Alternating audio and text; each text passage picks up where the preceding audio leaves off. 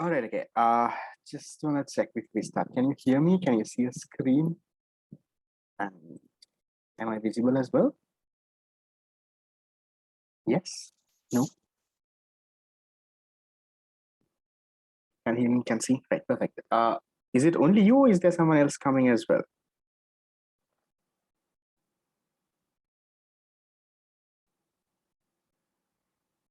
Give me a second. Is there anyone else? There were some other people, right?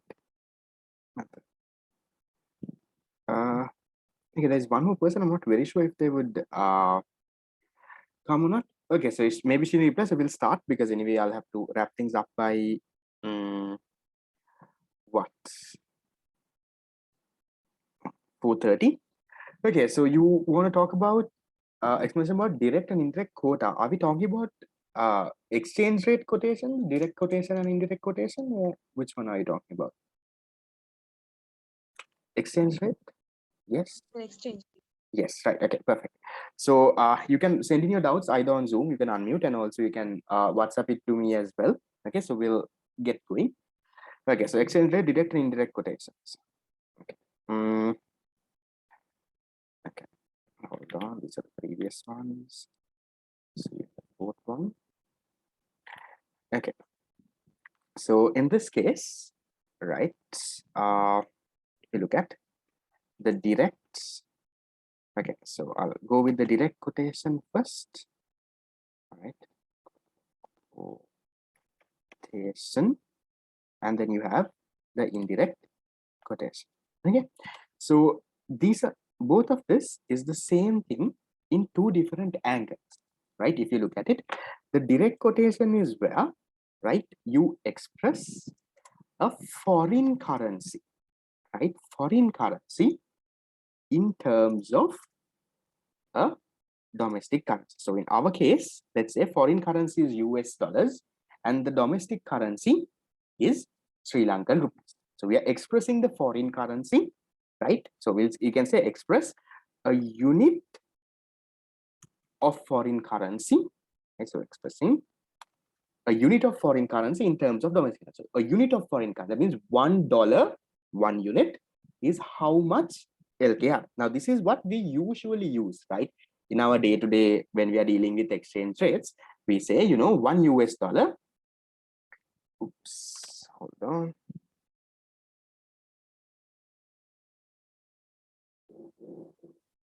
Give me a second.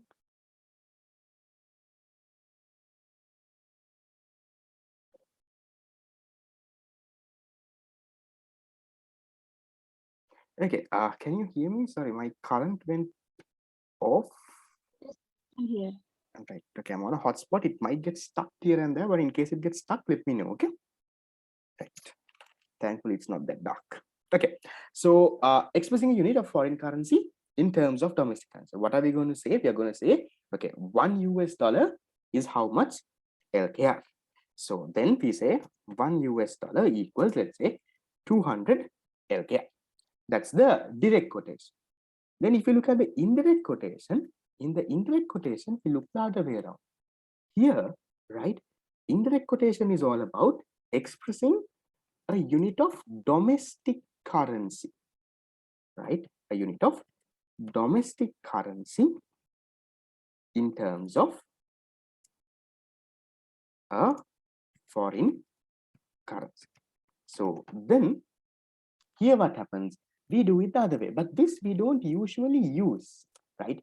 Now, for example, do you know how to convert a direct quotation into indirect quotation?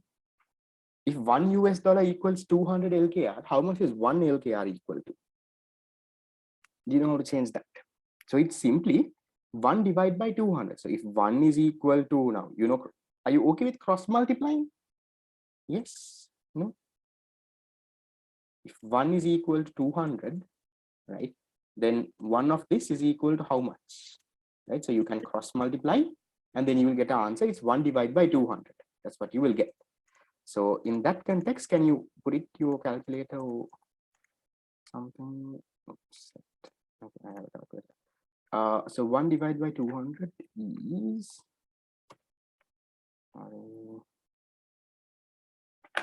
1 1 divided by 200, you get 0.005. So that is what you call the indirect quotation. So according to indirect quotation, how is my word stuck? So let's say $1 1 LKR Sri Lankan rupee is equal to 0.05 US dollars. Is that okay? Check. Direct, indirect. Yes, sir. Meanings of the two. Okay. So then how does the graphs for the two look like? Right? Now the graphs for the two look like this. Right? Now if you look at the direct quotation, I'll start with this. In the direct quotation, right, when you're drawing the graph, right, so you know the along, okay, so you have the demand and you have the supply here. So in this story, straight lines, okay, right, so in the direct quotation, right, when you're drawing demand and supply, this is $1 equals how much LKR, right? So in this context, what we will be doing, remember, in the direct quotation diagram, we look at the demand and supply of the foreign currency, right? So this is the demand, right? Demand for US dollars. This one over here is the demand for, this is the demand for, sorry, the supply for, sorry, this is the supply. This is the supply for, and this is the demand for. So we can say supply of US dollars and the demand for US dollars. Now, when it comes to the indirect quotation, right, what happens is now here you draw the demand and supply for, okay, so here it will be the demand and supply for LKR. So here it's going to be not $1 equals how much LKR. Here it's going to be 1 LKR, that's a 1 Lankan rupee, is equal to how many US dollars. So in this context, here you have the supply,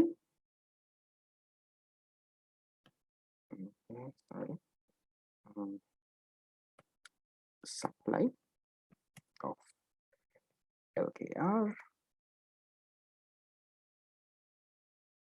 and then you have the demand for LK. Now, that's how the diagram comes. Is that okay? The demand and supply diagrams. Yes, sir. Okay.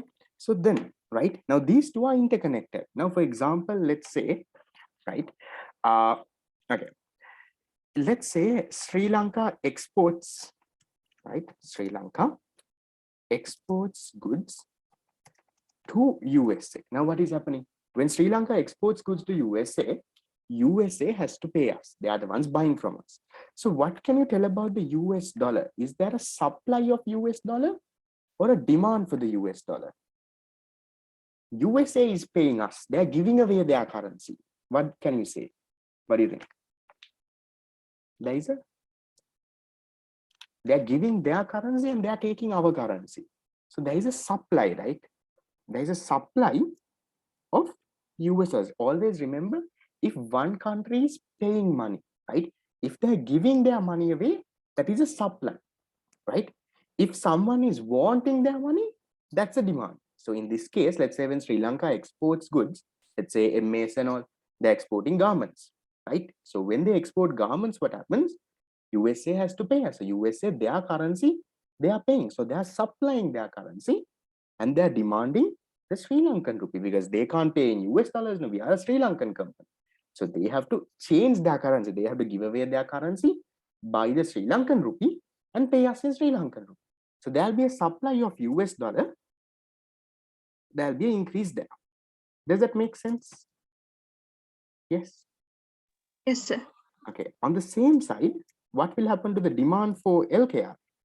Demand for LKR also increases. Now they are giving away their currency and they are buying our currency.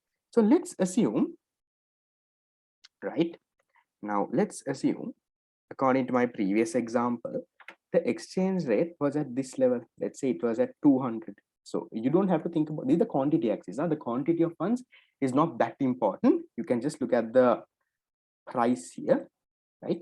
So let's assume, according to the direct quotation, the this one, okay, sorry, okay, this was 200. Let's say $1 was 200. Okay, and then here one LKR was equal to 0.005. This was the case. So both, remember, both of these are showing the same exchange, right? Exchange rate, right? It's not showing two different ones. This is simply one US dollar is how much LKR. This is one LKR is how much US dollars. So it's not two different rates. It's just shown in two different angles of it. So now see, let's say when Sri Lanka exports, no problem. I can clarify it out. If when Sri Lanka exports goods, what happens? The US dollar supply increases. Now, if you look at that in now US dollars supply and US dollars demand, right? We looked at the direct quotation angle. So this is talking about the US dollar. So increase in supply of the US dollar. So if the US dollar supply increases, right? So what happens? Shifts to the right. An increase in supply is a rightward shift coming from our basics from unit number 2. So now what happens to our exchange rate?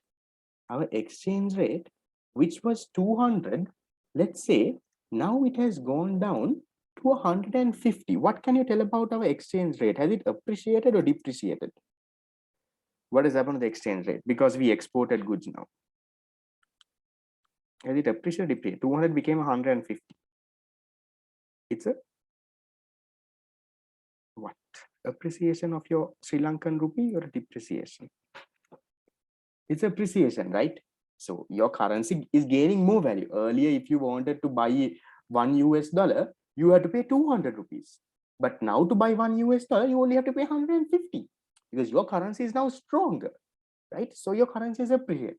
This same story, you can show it in the indirect quotation also. Now, according to the this US dollar story, we show it in the direct quotation. The LKR story, right? The demand for LKR increasing, we can show it in the indirect quotation that. So when the demand for LKR increases, now what happens? Now again, there is a rightward shift there. So when LKR shifts to right, now again, you have a newer exchange rate. So now ideally, if you can convert this, 1 divided by 150, right? So 1 divided by 150, it's 0.006 now. So can you see?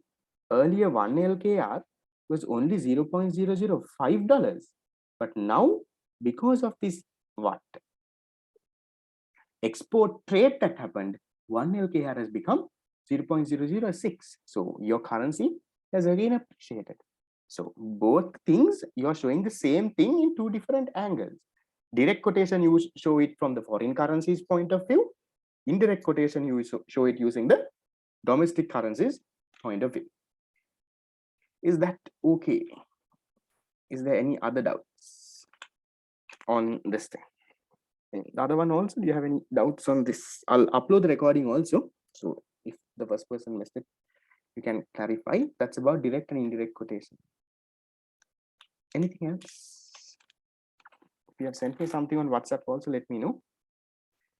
You can send me WhatsApp. So I'll have like half a session to go, around 15 to 16 more minutes.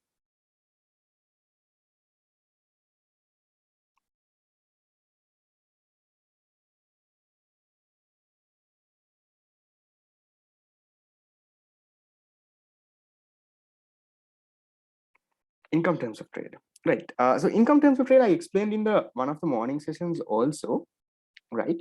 So income terms of trade in very simple terms is a very simple thing, right? So before I get into the equation, right, what is this terms of trade or income terms of trade or anything, right?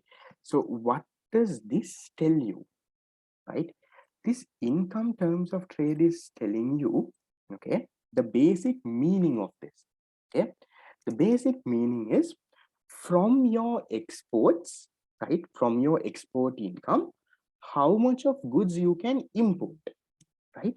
So you're talking about the import potential. That means how much of goods you can import potential of your exports. Now let's simply think, right? I'll just give you a simple story for income terms of trade. Let's assume, right? I'll come into those, give me a second. Let's assume that the price of an export is 100 rupees. Okay. And let's say the volume, export volume. Okay, so let's assume we are exporting 10 units. Okay. And price of an import, let's assume, is 50 rupees. So based on this, can you just think, I don't want you to work on any equation or anything, just think, one export is 100 rupees. You're exporting 10 units of that. So one is 100. Let's say you're exporting a tennis ball. One tennis ball is 100. You're exporting 10 of that. You're getting money from that, right? So how much money will you get if you export 10 tennis balls at a price of 100? How much is your total export earnings? It's 1,000. It's 1,000, right? So from this 1,000 rupees, if one import is 50 rupees, how much of goods can you import? How much can you import now? The total income is 1,000. One import cost only 50 rupees. So how much can you import? It's simply 1,000 divided by 50, right? You get 20 units. So you can say how did you get your answer? It's your export price. You multiplied it by your export volume. You got 1,000 from there, right? And that 1,000, if you divide it by your price of your import, right, you get your answer. So at the end, how much did you end up? So you can multiply this by 100 also if needed, right? So you end up, price is 100, volume is 10. Okay, then you have the price of an import, let's say that is 50, right, according to my example. So meaning 100 into 10, you're earning 1,000 rupees. From 1,000 rupees, one import is costing only 50. So meaning you can buy 20 imports from your exports. So that is what you call this terms of trade. How much of imports can you buy from your exports? So in commodity terms of trade, we only look at the prices. So since you did not ask, I did not go into that. In commodity terms of trade, you only look at the price of export, price of import. So, okay, one export is 100 rupees, one import is 50 rupees. So per export, you can get two imports. You only look at the price. But in income terms of trade, you take both price and the volume of your exports. So then if you look at the formal equation, right, I just explained this in brief terms now. So your income terms of trade is equal to your export. Now I was talking only of one product, right? But in general, there is a lot of products. So you take an average price. So you take the export price index, right? You multiply it by the export volume index, because one products you might be importing different quantities. No, let's say t-shirts 1,000 units, tennis balls 500 units, food 10,000 units. So likewise, you take an average like that. That's what you call the export volume index. This will be given in the question. Don't worry, right? They will not ask you to calculate any of this. The export volume index, and you divide this by the import price index, because you will be importing a lot of goods as well. This is the average of it, right? The import price index. So that is your this thing. You can multiply this by 100 also if needed, no problem at all. So is that okay? That's income terms of trade. Questions? Just checked. I did a small calculation on the, I think in the second session, what I did in the morning. The recording is there on YouTube. I think it was a second session. Just check. So it's there on YouTube also. I'll just show you the question. Session 2. Here I did a calculation for common terms of trade and then income terms of trade. Just check. It should make sense. Okay, how does central bank carry out high-powered money? Carry out high-powered money, or you mean how do they print money?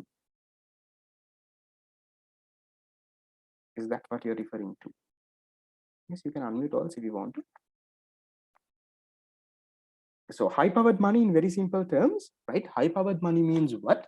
High-powered money means the actual notes and coins, right? The physical notes and coins. So when can the central bank print these high-powered money? Remember, a country can't just print money, guys, right? Just for the sake of printing, they can't print. So the only way that this central bank can print money is if they can acquire an asset, right? If they can acquire an asset, then yes, they can print money. What is this acquiring an asset? Now, for example, let's say, just go and see. Wait, I'll show you this. Give me a second. Please give me 1 second. Hold on.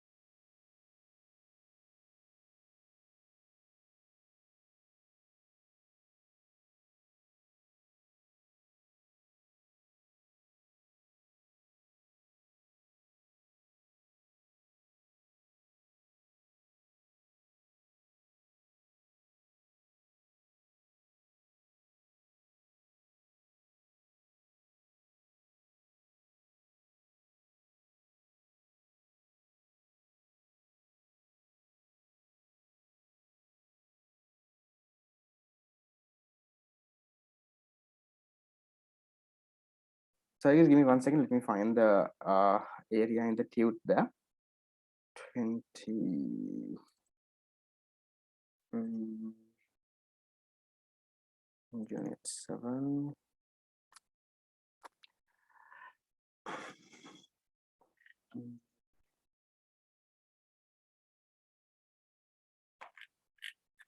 I'm trying to find high-powered money.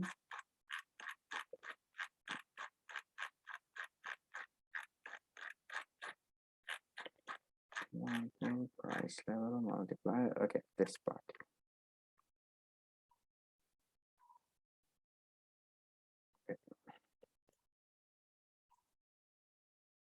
Okay.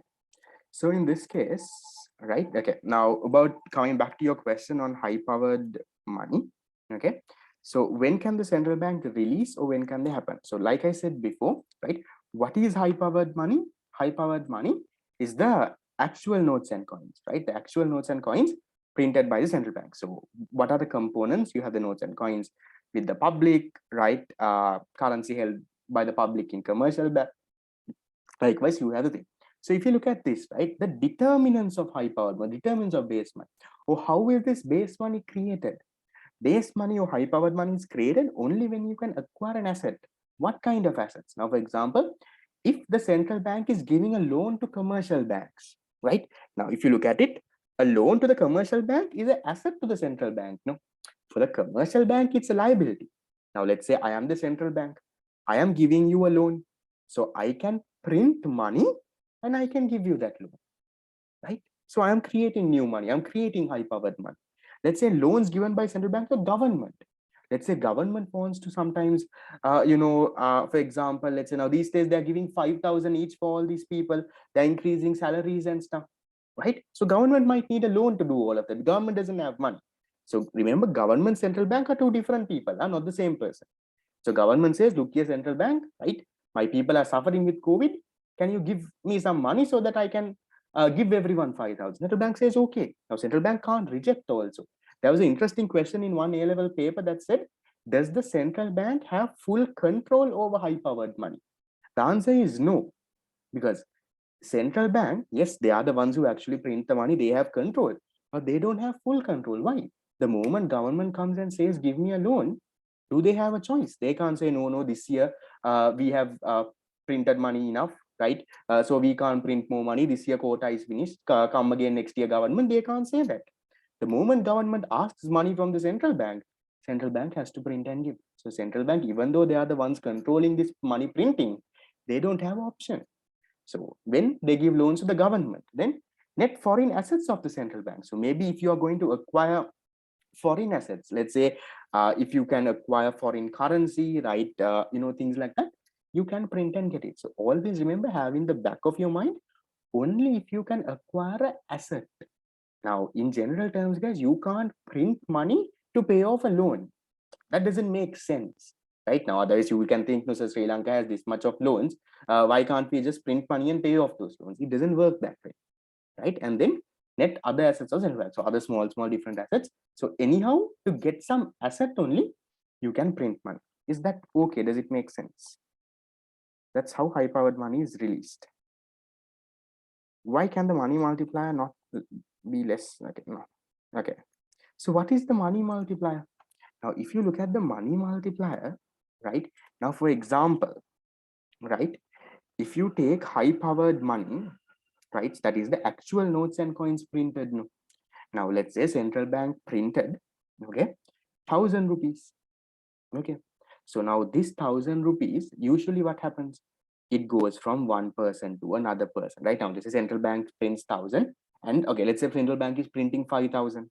So Grama Sevaka is giving you that 5,000. That 5,000 you're going to Cargill's and you're purchasing something. Cargill's fellow is putting it to his bank, or he's giving salaries. So likewise, it gets multiplied, no? So your high powered money, right, if it multiplied by the money multiplier, so let's say it multiplied 5 times, then you end up getting your money supply. So your money supply total is a 5,000. Now your money multiplier will never be less than 1, because why? Now even if this 1,000 rupee that the central bank printed, right, let's say it never went from anyone, central bank printed and they just gave to the government, so it's still me 1, right? That 1,000 is still there, no? That 1,000 will never go away. Your money supply, when the central bank prints 1,000 rupees, your money supply can't be 900. No? Your money supply minimum has to at least be 1,000, right? Because that 1,000 is printed. The moment it starts circulating only, the multiplier comes into effect, then the money supply increases a multiple number of times. Does it make sense? That it can't be less than 1. You can't multiply less than 1. Either it's printed and kept with you, and then if it goes from one person to another, then yes, it gets multiplied more. So otherwise, it will just stay 1. Shape,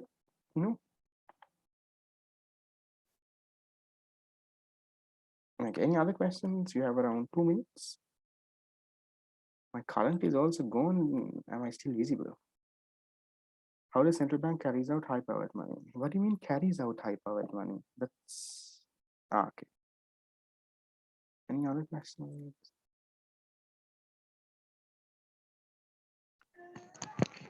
Sir, Yes. when just a minute, sir, hold a second.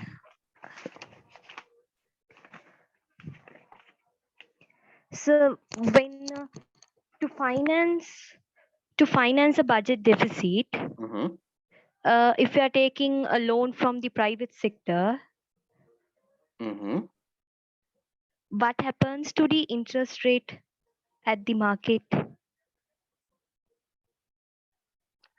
Market interest rate goes up. Why? There is a crowding out effect. Remember, when I'll just where is this budget deficit comes in number 8. Okay, so that's okay.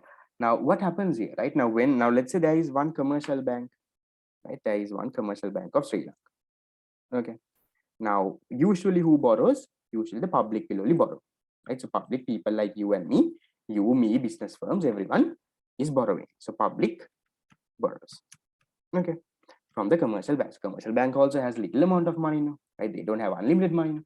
So public in the sense, not the government. Public means businesses and people like you and me. So in addition to this, when the government also comes now, government also doesn't have money. Government is also coming to commercial bank and saying, give me also some money. So now two people are fighting for the money. Now in this case, guys, what happens? Can the central commercial bank say no to the government, say no, you come later, right? I have to give these public people, I have to give the companies and stuff. They can't do that. So government comes like a big shot, he takes some money and goes. So then only a very little money is left, right? Only a very little money is left with these commercial banks. So then what happens? So many people, the supply of money is very small. There's a very small supply of loans available, but the demand for loans is high because government has come and taken the money and gone now. Little money is left.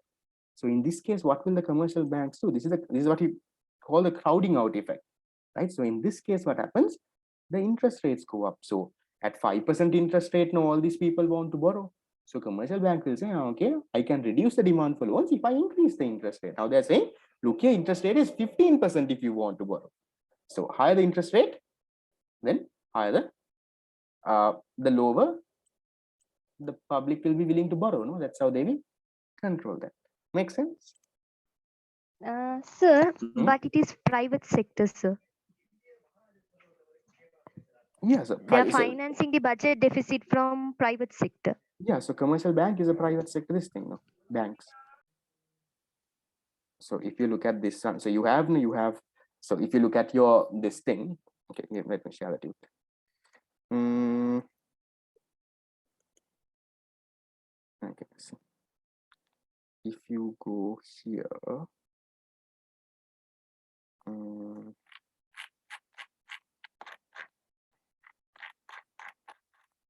so here now, so you have domestic, right? You have foreign.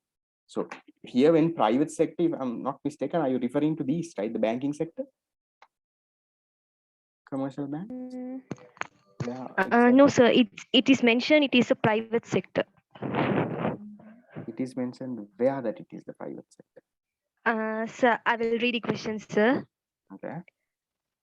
The unavoidable problems merged due to taking loans from private sector to finance the budget deficit are.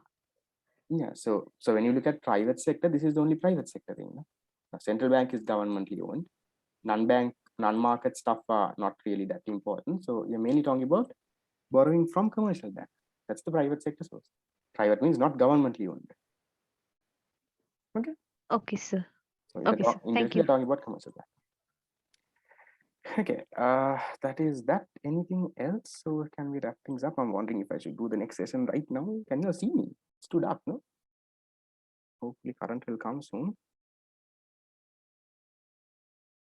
Right, so if that's basically it, my laptop is also running out of charge. Well, there's any other questions? No, are we shaped for now? I can see you all in a session in the future. So yeah, so then I'll put in some slots in the evening tomorrow as well.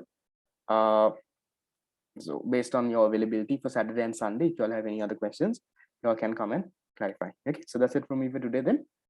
I'll see you all soon with some other new questions. Okay, you, bye bye. Welcome, bye.